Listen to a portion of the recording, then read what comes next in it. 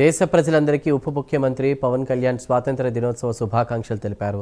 80వ స్వాతంత్ర దినోత్సవ వేడుకల సందర్భంగా దేశ ప్రజలకు హృదయపూర్వక శుభాకాంక్షలు తెలియజేస్తూ ఆయన సందేశం విడుదల చేశారు. స్వాతంత్ర్యం, సార్వభౌమత్వం, ప్రజాస్వామ్య విలువల కోసం ప్రాణత్యాగం చేసిన మహనీయుల త్యాగాలను స్మరించుకోవాలని పవన్ కళ్యాణ్ పిలుపునిచ్చారు. దేశ క్షేమం, భద్రత, భవిష్యత్తు ప్రతి భారతీయుడి తొలి ప్రాధాన్యంగా ఉండాలని పేర్కొన్నారు.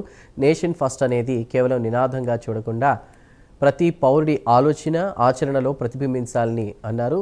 వికసిత్ భారత్ 2047 లక్ష్యం దిశగా దేశం ముందుకు సాగుతున్న వేళ దేశ ఐక్యత, సమగ్రతకు విఘాతం కలిగించే విభజనవాదుల పట్ల అప్రమత్తంగా ఉండాలని సూచించారు. యువతలో దేశభక్తి, జాతీయ చైతన్యం, సామాజిక బాధ్యత మరింత పెరగాలని పవన్ కళ్యాణ్ ఆకాంక్షించారు. యువశక్తి సానుకూల దిశలో పయనించినప్పుడే భారత్ ప్రపంచంలో అగ్రగామిగా ఎదుగుతుందని అన్నారు. స్వాతంత్ర దినోత్సవం సందర్భంగా దేశాభివృద్ధి కోసం ఐక్యంగా, అంకిత భావంతో పనిచేస్తామని ప్రతి ఒక్కరూ సంకల్పించాలని పిలుపునిస్తూ జై హింద్ అంటూ తన సందేశాన్ని ముగించారు.